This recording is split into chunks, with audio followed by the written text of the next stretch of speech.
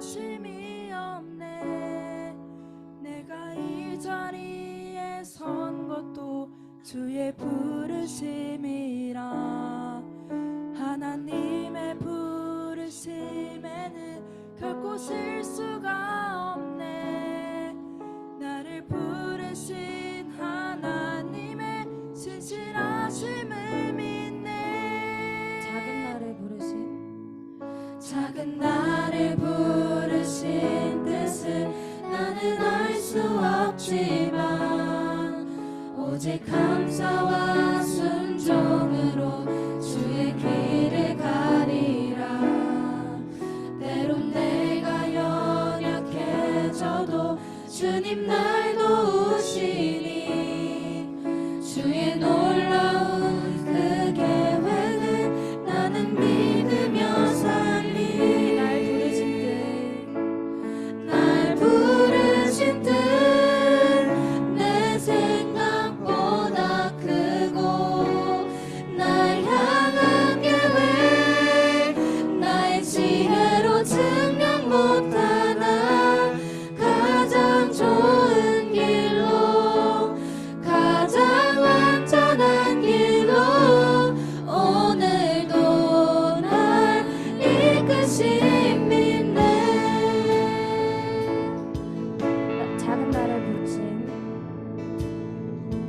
작은 나를 부르신 뜻을 나는 알 수 없지만 오직 감사와 순종으로 주의 길을 가리라.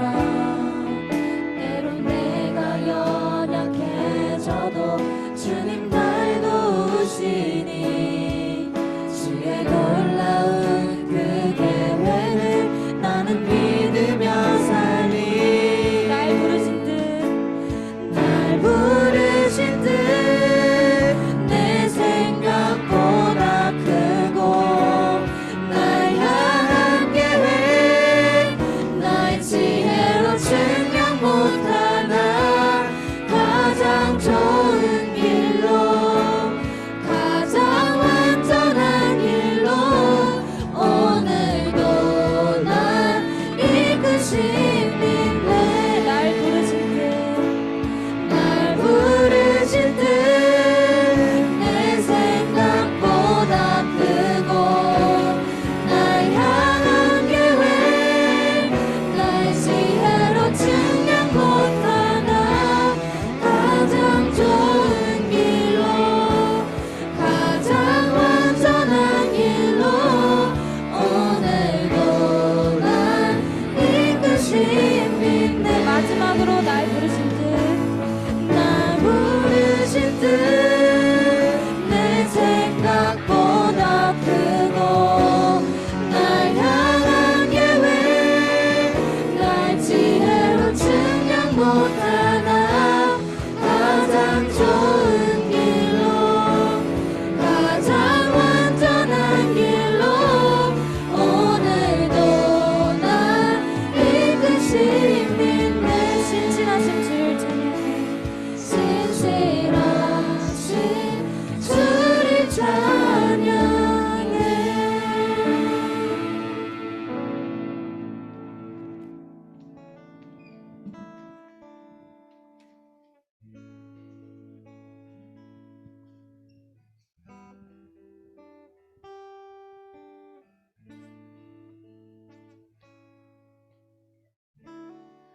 찬양의 열기 모두 끝나면 주 앞에 나와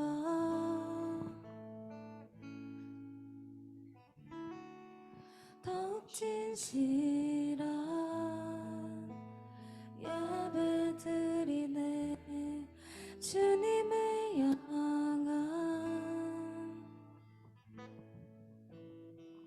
노래 이상의 노래 내 맘 깊은 곳에 주께서 원하신 것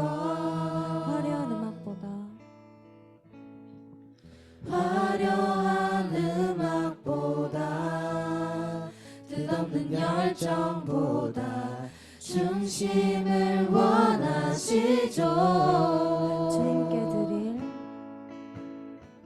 주님께 드릴 마음의 예배, 주님을 위한, 주님을 향한 노래, 중심 잃은 예배 내려놓고 이제 나 돌아와 주님만 예배해요.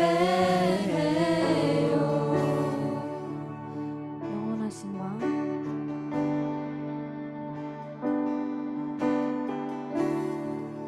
영원하신 왕, 표현치 못할 주님의 존귀,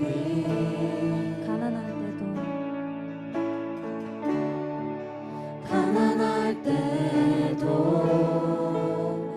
연약할 때도 주의 모든 것 노래 이삭의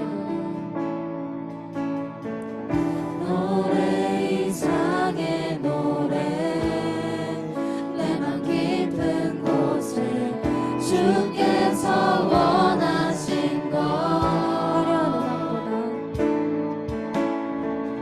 화려한 음악보다 뜻없는 열정보다 중심을 원하시죠.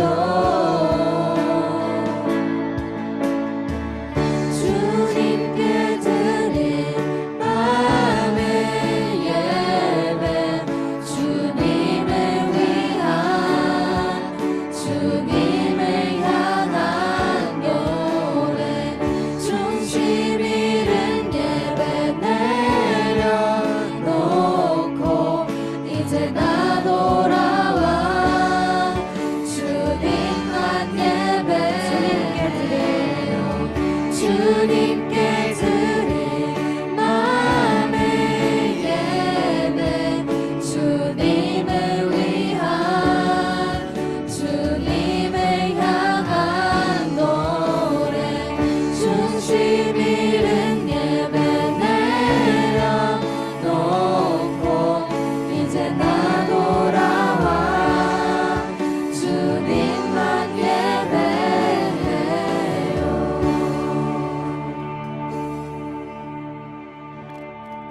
찬양의 열기 모두 끝나면 주 앞에 나와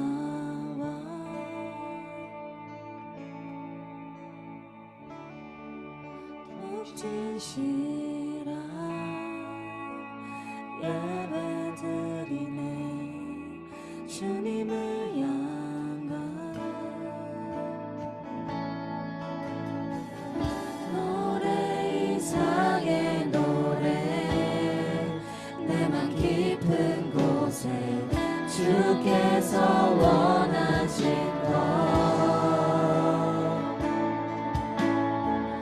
화려한 음악보다 뜻없는 열정보다 중심을 원하시죠.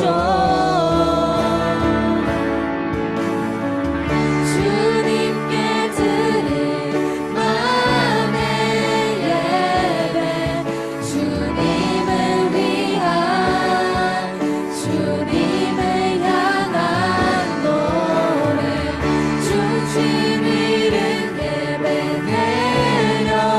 내려놓고 이제 나 돌아와 주님만 예배해요. 주님께 드릴 마음의 예배, 주님을 위한, 주님을 향한 노래, 중심 잃은 예배 내려놓고 이제 나 돌아와 주님만 예배해요. 하나님, 저희는 완전하지 못합니다. 매일매일 죄를 짓는 그런 존재들입니다. 그래서 하나님께 다시 되돌아가고 싶습니다. 예배가 끝날지라도 저희가 하나님을 바라보며 살아갈 수 있게 해주세요. 지금 이 시간 저희 모두의 중심이 오직 하나님만임을 결심하며 살아갈 수 있게 해달라고 다 함께 기도드리겠습니다.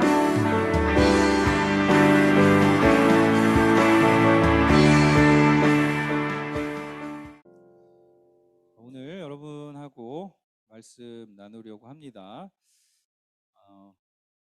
대림절이라는 말을 처음 들어봤을 텐데 이제 내일부터 대림절이고요.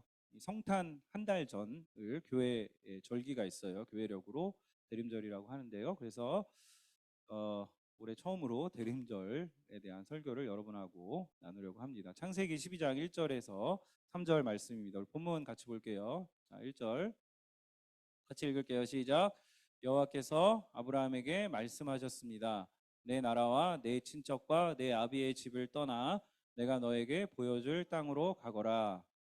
내가 너를 큰 나라로 만들어주고 너에게 복을 주어 너의 이름을 빛나게 할 것이다. 너는 다른 사람들에게 복이 될 것이다. 너에게 복을 주는 사람에게 내가 복을 주고 너를 저주하는 사람을 내가 저주하겠다.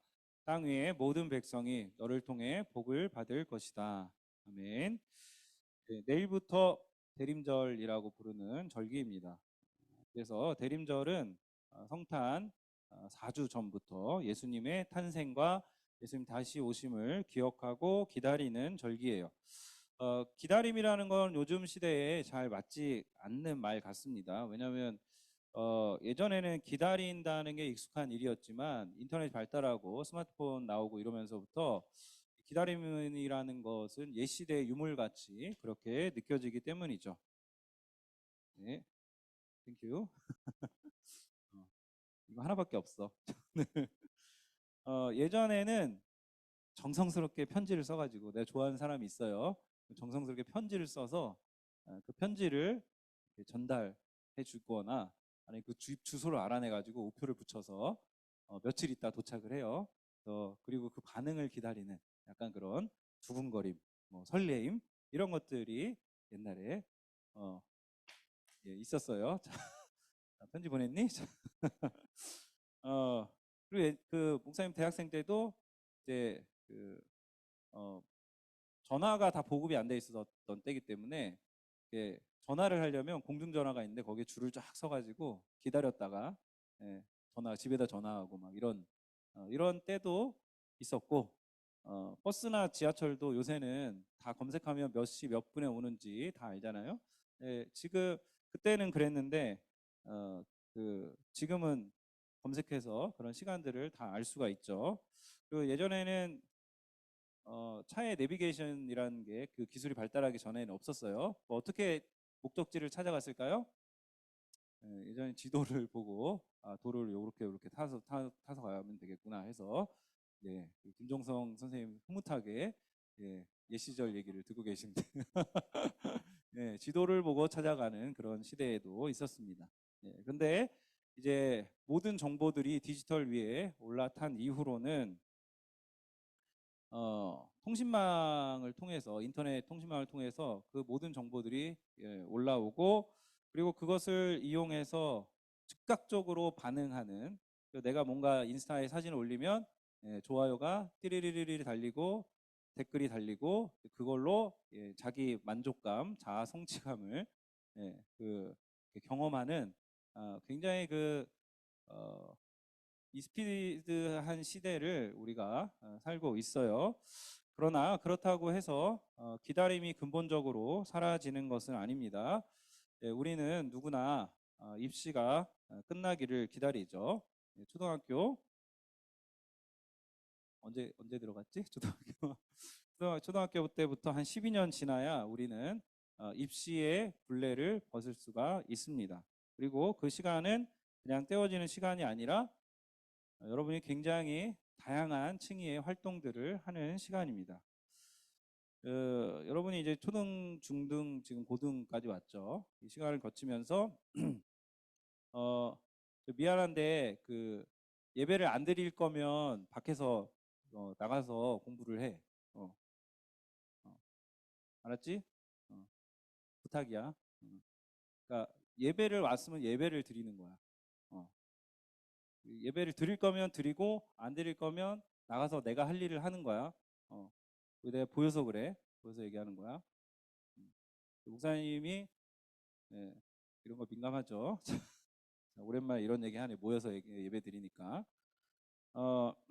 여러분이 이제 사춘기 거치면서 키가 크죠. 키가 크고 겨드랑이 털도 나고 목소리도 굵어지고 털 다 나잖아요. 그죠? 목소리도 굵어지고 신체의 변화들이 있고 여러분이 이제 머리가 큽니다. 그래서 여러분이 사고가 확장이 돼요. 그래서 학교에서 배우는 여러 가지 지식들을 통해서 사고나 이제 그 사회성도 키우고 여러 가지들 하는데 그 가운데서 여러분이 굉장히 능동적으로 살지 않으면 안 된다고. 그러니까 여러분이 그 입시에 뭐 그게 여러분의 능동인지 수동인지 모르겠는데 하여튼 열심히 공부를 하는 거예요.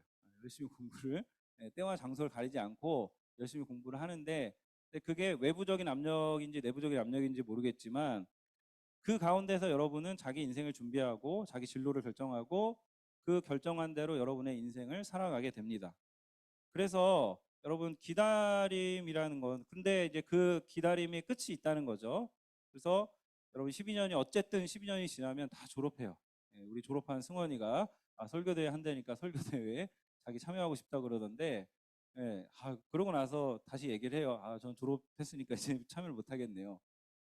그러니까 시간과 때가 있는 거예요. 그러니까 졸업하기 이전에는 여러분 얼마든지 고등부에서 활동할 수 있지만 졸업하고 나서는 뭐 하고 싶어도 못 해요. 그게 어색한 거지. 졸업하고 나서 뭔가를 한다는 건 굉장히 어색한 일이죠. 오늘 여러분하고 이제 이 설교 끝나고 성찬식을 하는데 여러분 성찬식도 되게 여러분에게는 낯설고 어색한 시간일 수 있어요. 도대체 이게 뭐 하는 시간이지? 그리고 또 세례나 입교를 하지 않은 친구들은 또 기다려야 되거든요. 기다려. 이것도 아니고 기다려야 돼요, 마냥. 근데 그 성찬식의 의미도 사실은 우리에게 오신 예수님이 그 예수님을 기억하고 기다리라고. 다시 오실 거니까 기다리라고 우리에게 말씀하시는 시간이에요.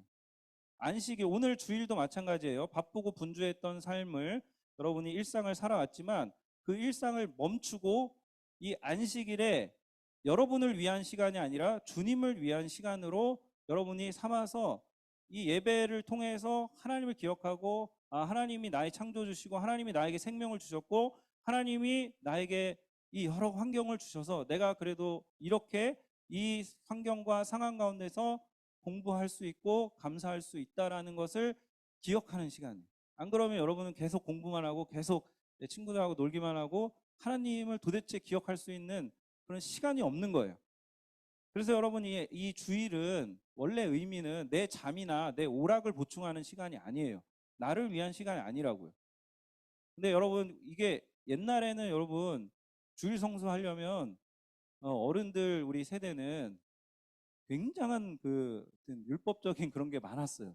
뭐 사 먹어도 안 되고 식당 가서 뭐 먹는 것도 안 되고 주일에는 여러분 엄마 아빠 세대 그리고 그 전 세대는 차도 안 탔어요. 심지어는 차도 안 타고 그냥 예배 드리는 그게 완전히 옳다라고 볼 수는 없지만 그러나 그 정신만큼은 우리가 계승해야 되는 부분이 있다라고 생각을 해요. 오늘날의 여러분은 어떤가요? 이 주의를 지킨다는 게 여러분에게는 어떤 의미인가요?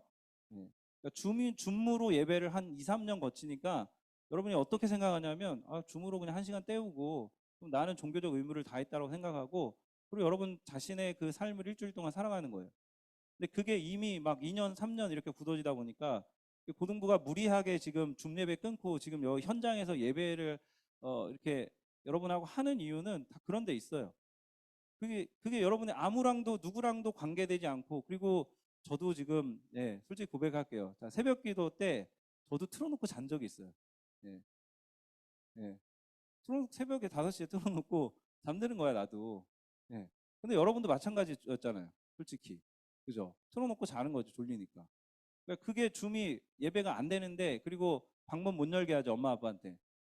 그리고 뭐 하는지 모르는 거야. 그냥 틀어놓고. 그리고 줌 내가 보면 1시간 지나고 디플 시간까지 다 1시 지났는데도 들어와 있는 친구들 있다고. 얘는 100%딴 거 한 거야. 이름을 내가 다 기억하고 있어. 근데 그런데도 불구하고 줌 예배가 좋다. 이 혁신적인 예배를 왜 닫냐. 이게 뭔가 주객이 전도된 거예요. 여러분 지금 주일에 학교 안 가고 쉬는 거 예수님 때문에 쉬는 건데, 예수님 때문에 쉬고 있는데, 기독교가 여러분 이렇게 크리스텐덤이 보급되지 않았으면 주일에 쉬었을 것 같아요? 여러분 그냥 일주일 내내 일하고 공부하는 그 체제로 사는 거예요. 근데 그거를 예수님 하나님이 우리에게 창조 때 안식을 주셔서 그걸 딱 끊으신 거예요. 그 6일 동안 열심히 일하고 7일째는 안식일을 기억하여 거룩히 지켜라. 십계명이고, 그 안식일을 예수님 부활 이후에는 어떻게 지킨다? 주일로 지키는 거. 예수님이 부활한 날을 기념해서 유대인들은 여전히 토요일 안식일로 지키는데 우리는 주일을 지키는 거예요.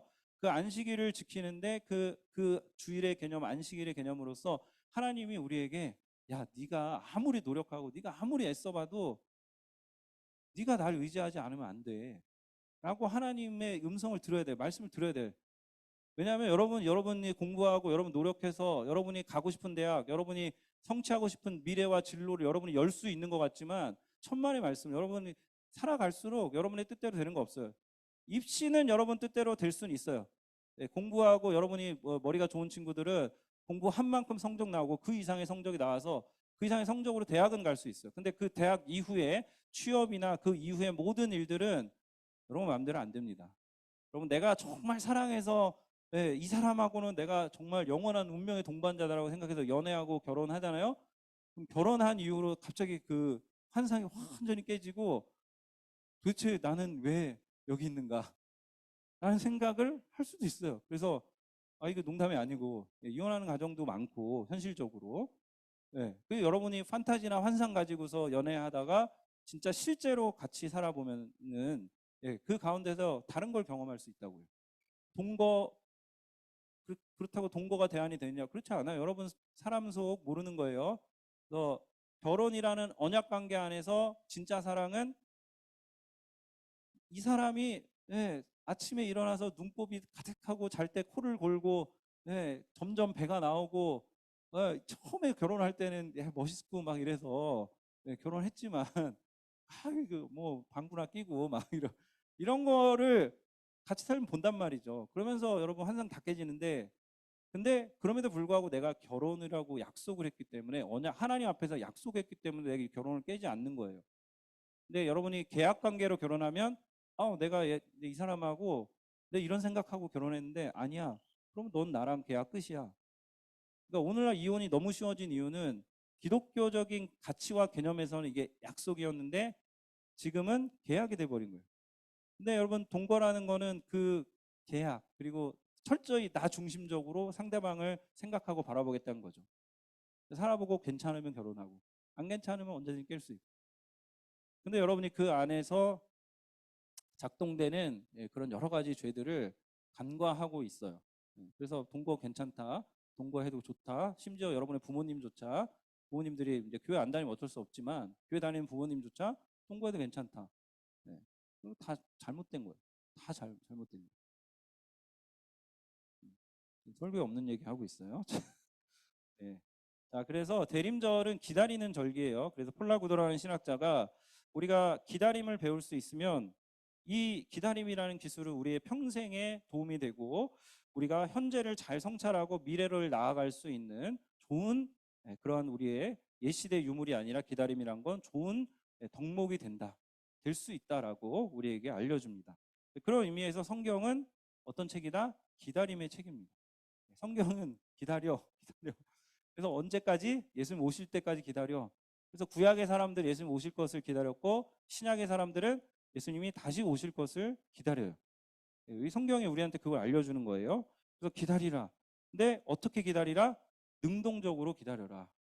여러분, 그 입시가 막 다가오고 있는데 그냥 가만히 수동적으로, 누가 시키면 시키는 대로, 엄마가 학원 가라 그러면 학원 가서 앉아내 있는데 정신은 딴 데 가 있고, 그렇게 있으면 수동적인 거죠. 그렇죠? 그런데 여러분이 내가 나에게 한 번뿐인 인생인데 잘 결정해서, 그리고 지금 시간을 잘 활용해서 공부해서 내가 좋은 대학을 가서 좋은 나한테 맞는 적성을 택해서 내 인생을 하나님 주신 의미대로 잘 펼쳐보겠다, 이렇게 하고 적극적으로 공부하고 준비하면 그게 능동적인 기다림입니다. 그죠? 그래서 대림절도 마찬가지예요. 성경도 우리에게 능동적으로 기다릴 것을 요구합니다. 그래서 어제 동빈이 왔니? 예, 어제 그 뭐야 세례 입교 문답하다가 천국 얘기를 했더니 대뜸 이런 질문이 나왔어요. 예, 그럼 요절하는 게 제일 행복하겠네요. 어, 행복한 거 아닌가 질문이 나온 거예요. 예. 그래서 빨리 죽으면 되지 않냐. 어, 그렇지 않아요. 그렇죠? 하나님이 우리에게 주신 생명은 나중에 주어지는 게 아니라 언제 주어지는 거예요? 지금.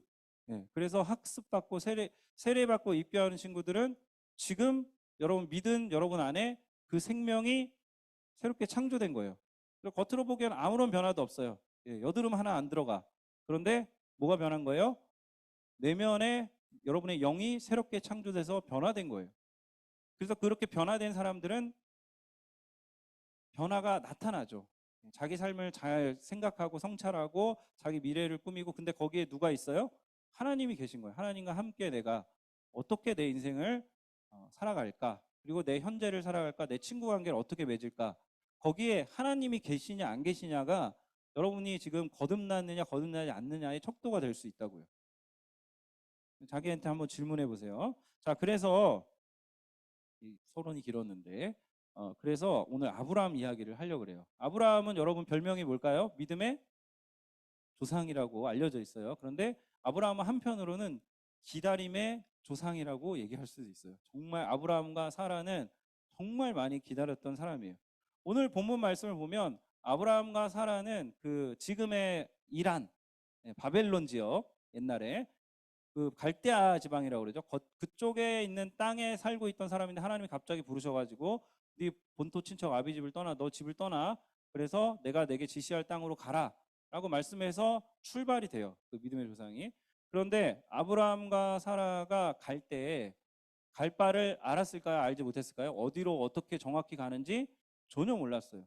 근데 떠나라고 그러니까 그냥 순종해서 가는 거예요. 아, 하나님이 나에게 나타나셨고 나에게 말씀하셔서 떠나. 그래서 우리도 사실은 비슷해요.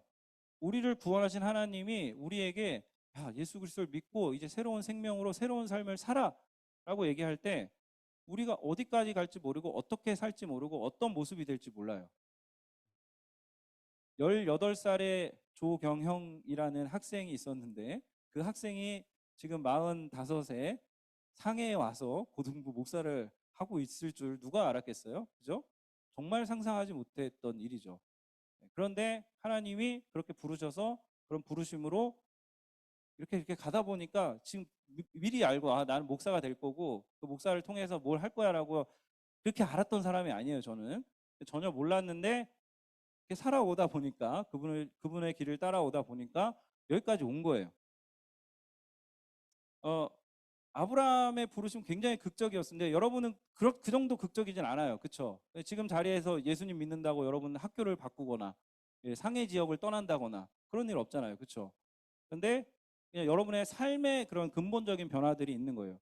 제가 아는 그 홍천루에 있는 그 미용실 원장님, 제가 머리 깎는 원장님이 있는데 그 원장님 굉장히 화려한 인생을 사셨던 분인데 20대 시절에 일본에 가서 그 야쿠자 밑에서 있었던 분이에요.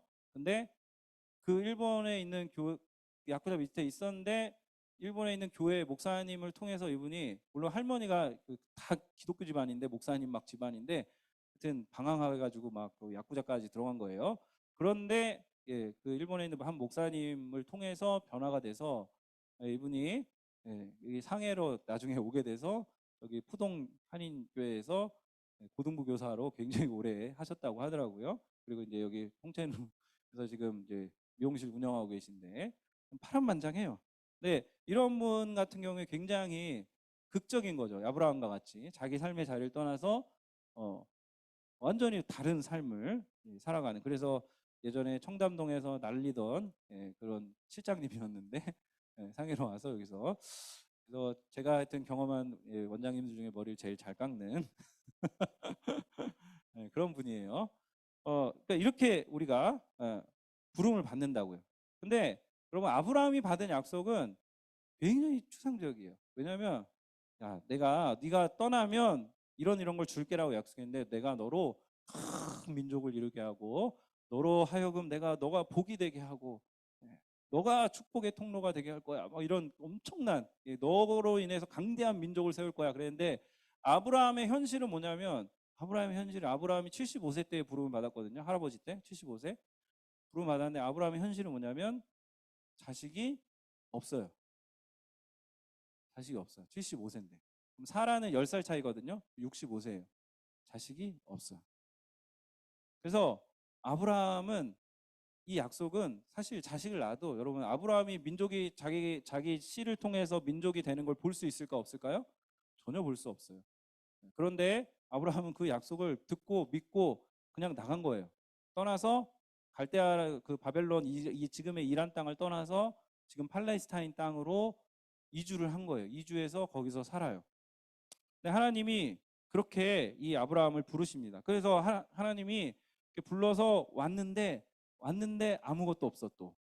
몇 년 동안? 10년 동안 아무 일이 없어. 그럼 아브라함 몇 살 됐어요? 85세. 네, 할아버지. 사라는 75세.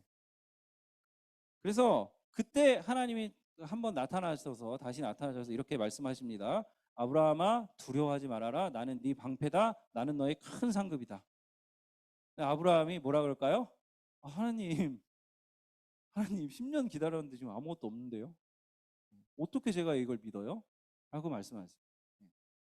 아브라함은 10년이 지나면서 이게 나이가 계속 들어가니까 75세, 65세는 그래도 임신 그래 할 수 있겠다. 기적적으로 할 수 있겠다 하지만 85세, 75세는 또 다른 거예요. 완전히 노인이 된 건데 그 가운데서 하나님 또 약속을 하시는 거예요.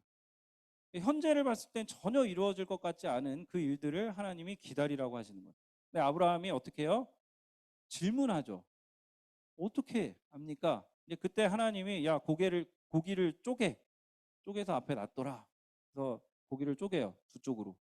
고기를 쪼개고 옛날 사람들은 부족과 부족 간에 약속을 맺을 때 이 쪼갠 고기를 쪼개요. 이 고기를 쪼갠다는 건 죽였다는 거잖아요. 고기를 짐승을 죽여서 쪼갠 다음에 그 사이로 서로 지나가요. 그럼 지나가면 서로 약속한 거예요. 그래서 그 약속을 어기면 어떻게 된다? 죽는 거예요. 목숨을 걸고 맹세를 하는 거예요. 언약을. 근데 하나님이 쪼갠 고기 사이로 밤에 타는 횃불이 확 지나가요. 아브라함 앞에. 그래서 내가 그러니까 이게 뭐냐면 하나님이 일방적으로 약속하는 거예요. 원래 인간과 인간 사이에서 서로 지나가서 크로스해서 지나가서 약속을 맺는 건데 하나님이 그냥 일방적으로 지나가셔서 야 내가 한 말 내가 반드시 이룰 거야. 내가 너에게 이 약속을 확증해 주는 거야. 라고 해서 이 언약을 체결을 해주세요. 자 그런데 하나님이 이렇게 해서 야 네 몸에서 날 씨를 통해서 내가 너로 인해서 큰 민족을 이루게 할 거야. 다시 한번 확신해 주시는데 그런데 또 아무 일이 안 일어나네. 그러고 나서 얼마 안 있다가 못 기다리는 거예요. 조급해지는 거예요. 여러분 공부했는데 성적이 안 나오면 조급하죠. 입시가 당장 다가왔는데 막 내가 원하는 그 시험 성적이 안 나와 다급하죠. 막 다급해졌어. 사라가 그래서 어떻게 하냐면 당시에 하던 대로 했어요. 자식을 낳지 못하면 대리모, 그죠? 자기 첩에 자기 종의 종을 통해서 씨를 생산할 수 있도록 하는 방법을 취하는 거예요. 그래서 사라의 여종인 하갈에게 아브라함 보고 야 당신 이거 지금 기미도 없고 택도 없으니까 그냥 들어가. 그래서 하갈을 통해서 아들을 낳긴 낳아요. 그런데 하나님이 그거 아니야라고 말했어요. 그리고 하갈이 아들을 딱 낳으니까 이 여주인이었던 사라를 굉장히 무시해요. 근데 옛날 고대 함무라비 법전에는 만약에 대리로 해서 자식을 낳았는데 그 종이었던 자가 주인을 멸시하면 마음대로 학대해도 좋다 이런 구문이 있어요. 그러니까 사라가 갈대아 지방, 바벨론 지방에 살던 사람이기 때문에 이 함무라비 법전에 대한 이해가 있었기 때문에 이 하갈을 막 학대해요. 그러니까 하갈 막 도망치려고 그랬는데 하나님이 하갈을 다시 야 돌아가 그래서 다시 있게 하시는데 그리고 나서도 10년 지나고 또 몇 년 걸리냐면 13년 이렇게 걸려요. 그래서 아브라함이 99세 때에 하나님이 나타나서 이렇게 얘기하세요. 야 내년에 명년 이맘때에 아들이 너에게 있을 거야 라고 얘기를 합니다. 굉장히 오랜 시간이죠. 그러니까 여러분 이게 아브라함과 사라가 기다린 시간이 한 24년 정도 돼요. 여러분 나이에서 24를 플러스 해보세요. 몇 살이에요? 내 나이 되는 거야. 내 나이. 여러분 나이에서 24년. 여러분도 내 나이 될 때가 올 거예요. 그렇죠? 축복합니다. 자, 빨리. 예. 아까워요. 저는 요즘 여러분이랑 같이 있어 여러분의 청춘, 여러분의 젊음, 여러분의 생명 이런 게 너무 충만하기 때문에 너무너무 부러워요. 예. 근데 그만큼 여러분은 지금 좋은 시기를 보내고 있는 거예요. 자, 그래서 아브라함이 이렇게 오래 기다렸는데도 안 됐어요. 근데 우리가 기다리는 기다림은 이 아브라함에 비하면 굉장히 약한 거예요. 입시 이제 기껏해 몇 년 남았어요?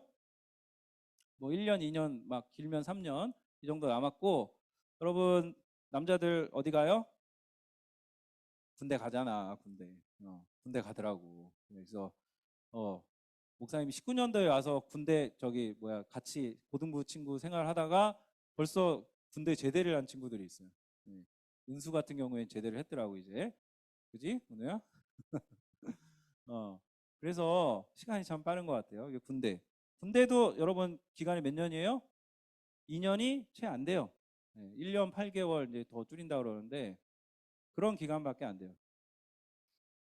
근데 아브라함은 얼마나 기다렸다고요? 26년. 24년, 26년 이렇게 오랜 시간을 기다려서 하나님이 야 내년에 나을 거야 그러는데 아브라함과 이삭의 사라가 공통적으로 한 게 있어요. 그게 뭐냐면 하나님의 이 말씀을 듣고 속으로 웃어요. 좀 나쁘게 말하면 비웃어요. 사라도 비웃어요. 왜? 그럴만 하잖아요. 나이가 아브라함이 99세고 사라는 89세인 거예요. 지금으로 치면은 완전 우리 100살 넘는 분들이 이게 한 나라에 그렇게 많지 않거든요. 그러니까 아브라함이 99세, 사라가 89세인데 아들을 낳을 거야 라는 약속에 대해서 누구도 비웃을 수밖에 없는. 여러분도 이 교회 와서 기독교의 이 복음, 예수님에 대한 이야기를 듣고 누구도 비슷한 반응을 보여요. 아이 무슨 소리야 지금 이 과학의 문명 시대에 뭐 하나님이 어쩌고 저쩌고 예수께서 나를 위해 죽으셨다고 뭐 이런 이야기를 들으면서 나의 죄를 용서하셨대 뭐 이런 얘기 들으면서 웃기고 있네 이러고 있다니까. 그런 게 어떻게 가능해? 저기 3층 여기 계단 엘리베이터 여러분 딱 열고 오면 오병이어 그 그림 있죠? 오병이어 보고 누군가는 이렇게 얘기를 하더라고요. 아 저게 예수님 기적을 일으킨 게 아니고 뭐다? 사람들이 다 자기 먹을 거 쌓았었는데 한 소년이 그거 가지고 나온 거 드리는 거 보고서 사람들이 감동해가지고 자기 먹을 거 다 나눠가지고 그렇게 남은 거다. 이렇게 얘기해요. 그게 이 성경의 기적이나 신비나 하나님이나 이런 걸 인정하고 싶지 않은 18세기 이후에 계몽된 사람들이 성경을 재단하고 잘라서 생각해서 그런 결과들을 낸 거예요.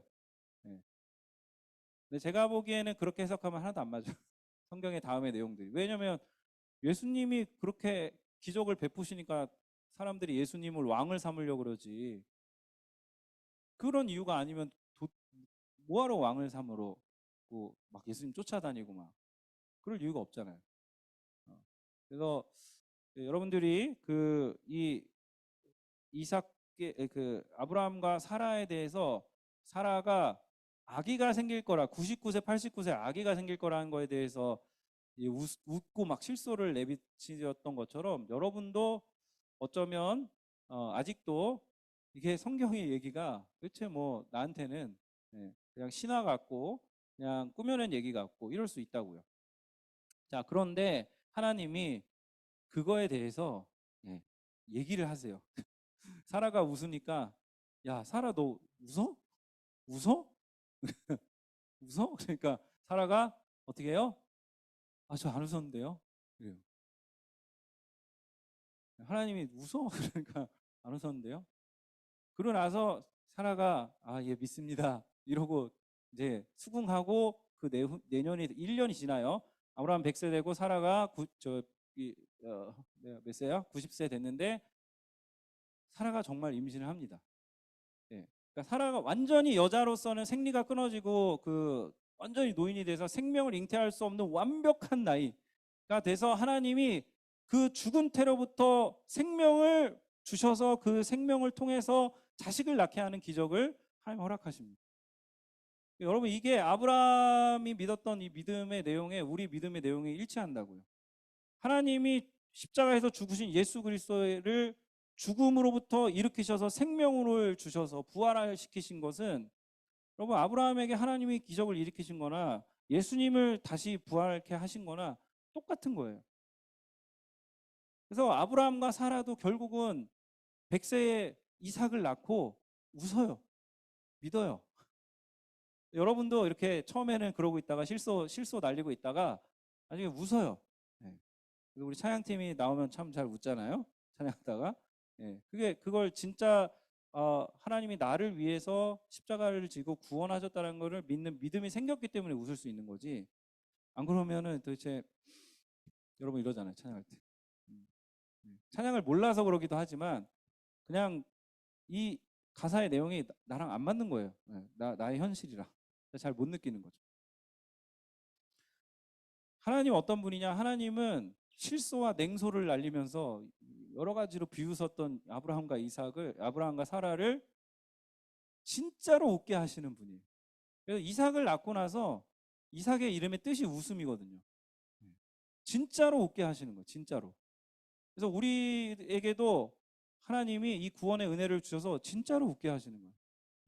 여러분 아무리 좋은 오락이나 여러분 아무리 좋은 여러분이 성적을 거두는 거나 아무리 좋은 것들을 여러분이 쟁취하고 성취했다고 할지라도 이 복음의 은혜가 우리에게 주는 것만큼의 희열과 그 은혜를 지속하는 그 능력만큼 주는 게 없어요. 아무리 큰 자극도 여러분 한 하루 지나고 우리 선생님들 새 차 사면 얼마나 가요? 좋은 차를 샀어요. 벤 이런 거. 그러면 얼마나 가요? 한 1년 가면 그냥 똑같아요. 그냥 차 타고 있는 거예요. 차 타고 있는 거.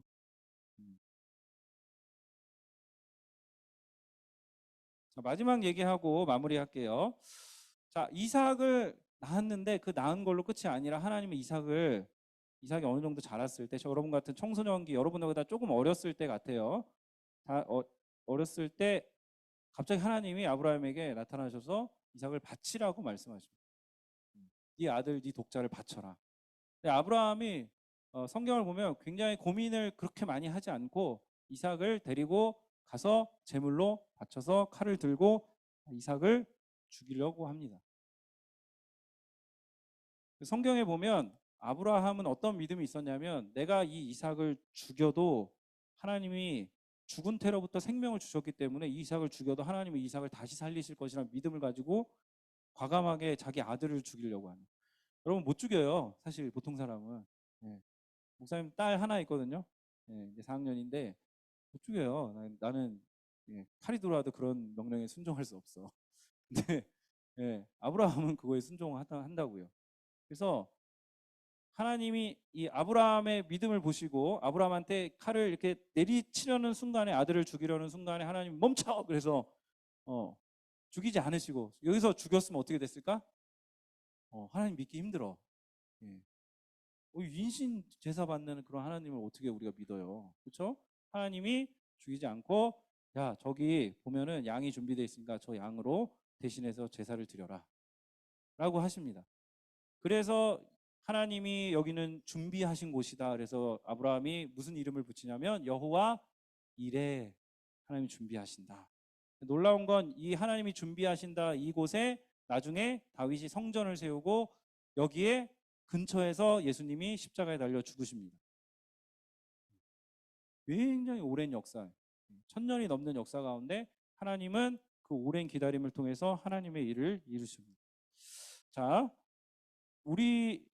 아브라함이 이렇게 굉장히 오랜 여정 동안 하나님을 기다렸는데 아브라함이 믿음으로 반응했을 때 하나님 그 약속을 이루어 주시고 아브라함은 자기 때 못 봤어요. 민족을 이루는 거. 근데 아브라함이 4대 지나고 나서 이집트에서 탈출한 다음에 민족을 이루잖아요.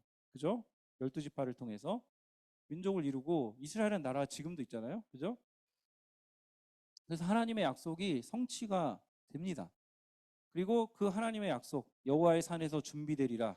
이 산에서 예수님이 준비되셔서 예수님이 우리를 위해서 죽으셔서 하나님이 자기 아들을 아브라함이 자기 독자를 아끼지 않고 죽이려고 했었는데 사실 그건 하나님이 보신 거예요.